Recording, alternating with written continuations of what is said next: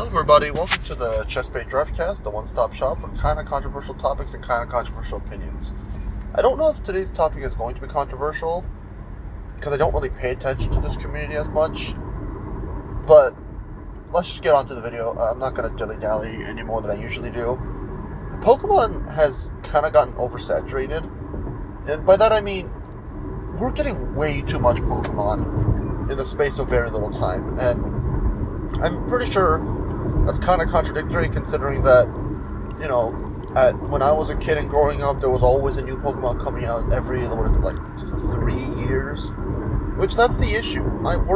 We're tired of constant stuff just being added that leaves, I don't know, it just feels oversaturated, and I don't feel like they're leaving as much of an impact as they used to.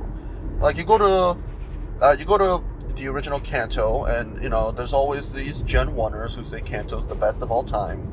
I used to be one of them, and now I just think, yeah, Kanto's a good region, but, like, not gonna lie, it hasn't aged the best.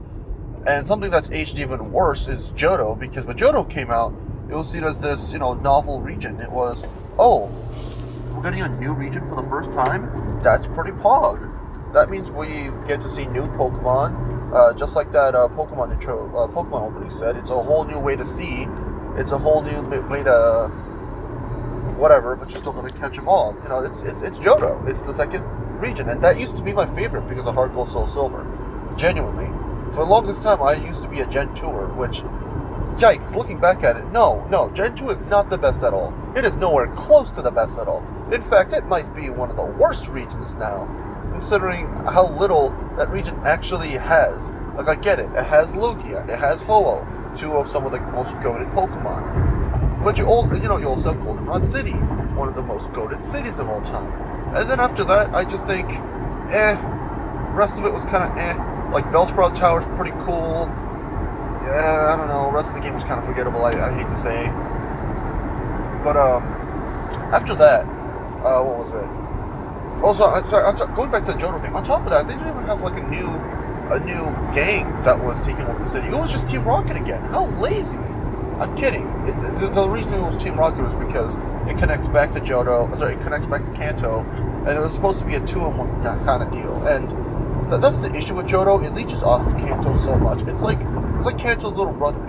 It's good at what it does, but ultimately it's just much inferior to what came before. Then we get to Hoenn. Look, when Omega Ruby Alpha Sapphire came out, everybody loved it. It was amazing. It was fun. And then it just became forgotten.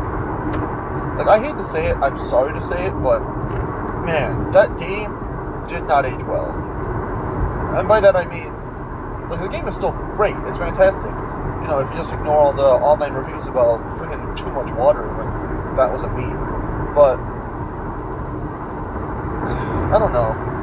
Like, all the post-game content got really stale real fast. The game's style is still one of my favorites to this day.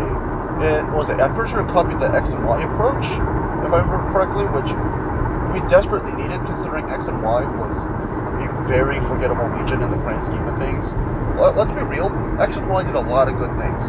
What was it? Not Unova, Kalos. The Kalos region did a lot of good things, and they did a lot of things right.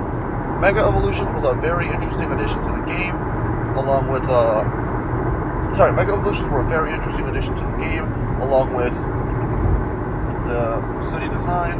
Team Flare wasn't exactly the most exciting, to be honest. Like, I think the leader, I don't even remember the name of it, because I don't pay as much attention to the fandom, but literally the only interesting character from Team Flare was the main villain. Which, if the most interesting guy is your main villain and nobody else, I think that's a sign of you doing something wrong. Like, let's be real, that's what Gen 5 did correctly. Unova, it was shat on when it first came out. It was filled with fucking primer and guard border shit everywhere. It was trash. People said it was trash. And to be fair, in their defense, there are a lot of trash Pokemon from that region that should never return. Vanillux, for example, is a fucking ice cream code, which started the trend of, hey, let's take a random dessert and turn it into a Pokemon, because who doesn't love Pokemon more than fucking, I don't know, pastry makers who like creating light, who enjoy creating life out of fucking pastries. Wait, that came out wrong. Anyways, besides that though, Chorus, I don't adore, but I think he's an absolutely goated character. N, I mean, we talk about N all the time for a reason, let's be real. The only thing that I didn't enjoy about Gen 5 was the protagonist, because in every single region there was always an exciting character, but Gen 5 just did things a completely different way. I couldn't tell you who the main characters' names are, but I remember Bianca because she's fucking clumsy as hell, but she's funny. I can tell you I remember Iris mostly because the TV show was whack, and Iris in the TV show was the worst character, and then Black and White 2, she was the best character, which I don't know how the fuck Game Freak decided that would become a thing, but hey, I'm not going to judge them for it. It is what it is, and it happened. We're going backwards generations now. Going to Sinnoh, absolutely goated region. I mean, look, Sinnoh had the best starter trio, like hands down. Like you go to Gen 5. No, sorry, let's start with Gen 1. You start with Gen 1.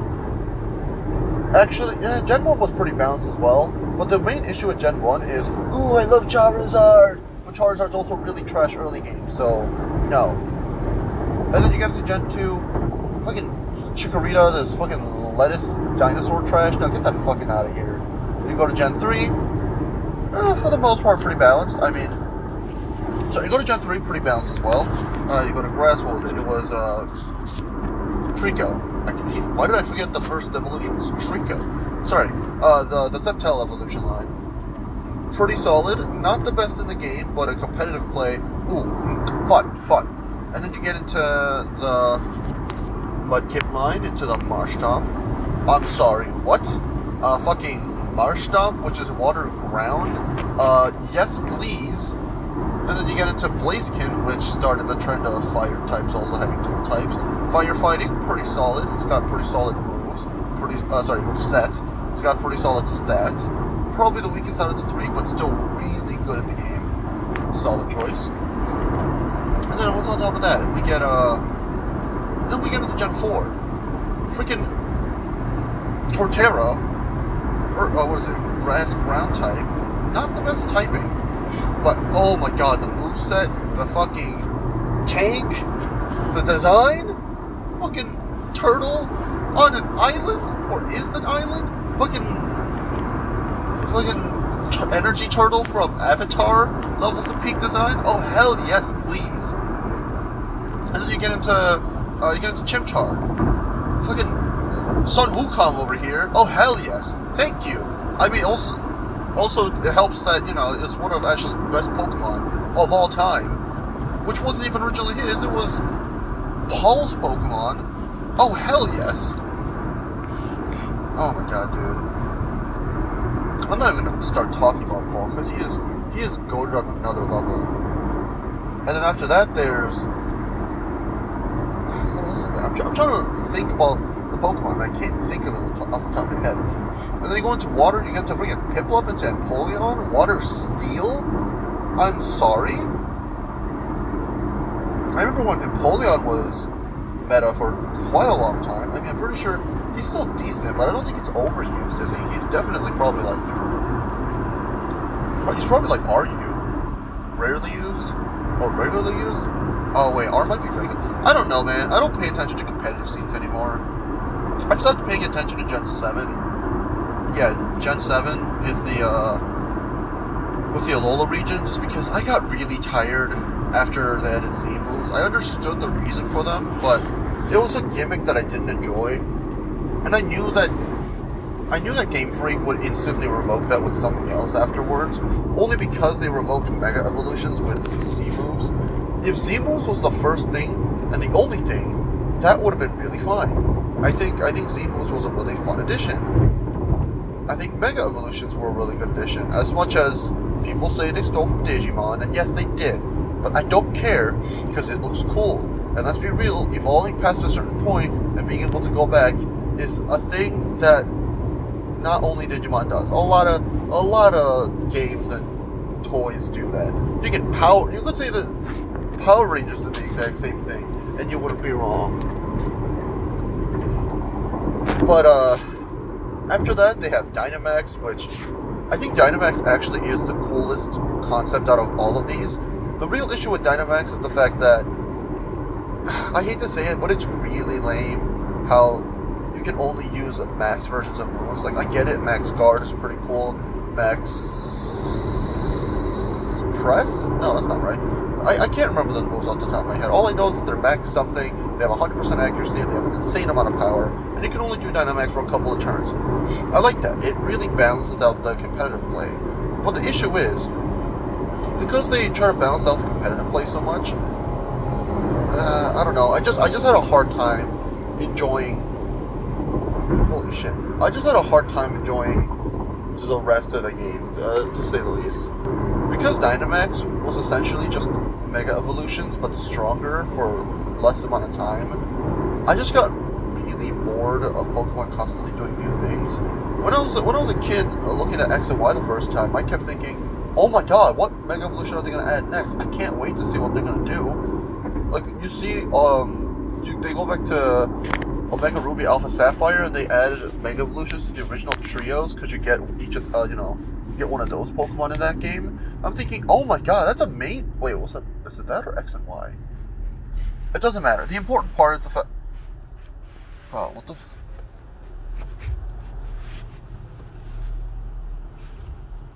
The important part is the fact that, oh my god, like, every Final Evolution could potentially have a Mega Evolution. I looked at Mega Steelix and thought, oh my god, this is amazing. I look at Mega Dancey and think, oh my god, is this the potential for a Pokemon? I look at the Mega... I'm trying to remember the Gen 6 final Pokemon. I'm tired, man.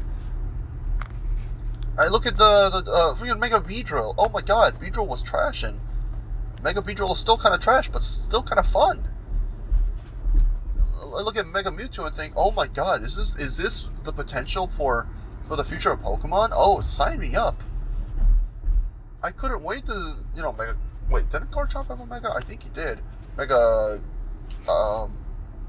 Sharpedo, I think, had a Mega Evolution. It was wild, man. But I was so looking forward to the different Mega Evolutions that could happen. And even Pokemon Uranium implemented that. I think it's a really cool concept. And then they just had to remove it. And not remove it, I mean absolutely nerf it by including Z-moves. Because, having a Z-move was so much more preferable, since you use a Z-Crystal, you use the move, and it's an absolute Mega Evolution counter. Like, what's the point of having a Mega Evolution with better stats if those better stats don't protect you from a Z-move? And the same thing with Dynamax. It's essentially, you get a lot of Z-moves along with a Mega Evolution for a couple of turns, and I'm just thinking, Pokemon, like, come on, like, just stick with one thing and just deal with that one thing. You don't have to constantly be going back and forth and constantly needing to add new gimmicks. Like, let's be real, this is Pokemon we're talking about. They went wild when you re-released Diamond and Pearl. Let's be real, the remake may kind of suck, but it was all worth it for Legends Arceus. So this is my issue. If Game Freak worked on both games and didn't try to release them so close together, I think most Pokemon fans would own both games. Brilliant Diamond, Shining Pearl, and Brilliant Diamond, Shining Pearl, and the Legends Arceus game. I would have definitely gotten both if the Sinnoh remake would have been so much more polished, but it isn't, and it's disappointing. Like, I just look at this and think, this is really the best that you could have done? I'm sorry, Game Freak, but I'm disappointed. Like, there's no other way to put it. And I get that you gave it to a third party so that way you can focus on Legends Arceus, and I appreciate that you wanted to focus on the game that, was going to matter more to the overall franchise, but this is the Gen 4 remake we're talking about. Everybody wanted it so desperately, and now everybody already forgot about it because you're moving on to, Scarlet and Violet. It's too much, man, and it's too clustered, and nobody has time to think about whatever new things coming out. It's just constantly new. Like, I wanted to enjoy the Gen 4 remake, and I can't even play it anymore because once I finish it, it's already going to become irrelevant. What's the point?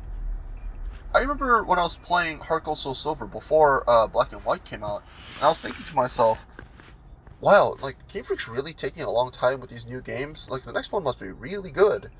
And, let's be real, Gen 5 came out, everybody hated it, but now it's considered the best region of all time. Maybe people consider 4 the best. I don't know. It all depends on consensus and all that. But my point is, I miss when Game Freak put so much heart and dedication into the games. And look, Alola was a great idea. It was a great concept. But the games got easier. The Pokemon got more generic. A lot of them just became forgotten. I find myself looking at a new Pokemon when I play Pokemon Go once a year, and look at this thing and go, wait, this is a Pokemon? Like, since when? What gen is this? And I have to, go through my own Pokedex just to find out that, oh, this thing was in Gen 6, but I just didn't know because I don't look at the Pokedex anymore. I just look at what's good, what's the word that I'm looking for? I don't know why. Stab is the acronym that keeps stuck in my head. It's the meta. There we go. This Pokemon's the meta, this move is the meta, this move sets, and all of that stuff is the meta, so I don't really think about anything else, and it's disappointing. I don't know, those are just some throwaway thoughts I had about the franchise right now as a whole. The thing is, I really do look forward to whatever new thing that they're trying to do, because it's disappointing because Gen 4 was about space and time with Dialga and Palkia, and then like the Dark Dimension with Giratina, and I remember everyone using Giratina because it had such great moves, and people, I remember the whole meme was, ooh, this tiny Magikarp is able to beat a Giratina with this move, and I'm thinking, man, I miss those days. I miss the days of Breloom using Mach Punch to defeat Giratinas, not having to constantly use Dynamaxes and BS Pokemon just to not only keep competitive, but do the most basic things. It's oversaturated. It's too much. I can't deal with it. I can't keep up with it, and I guess that's just life, Too many shit going on at once. You can't keep up, and then you just have to drop it because you used to love this thing, and now it's just another franchise that's just too much.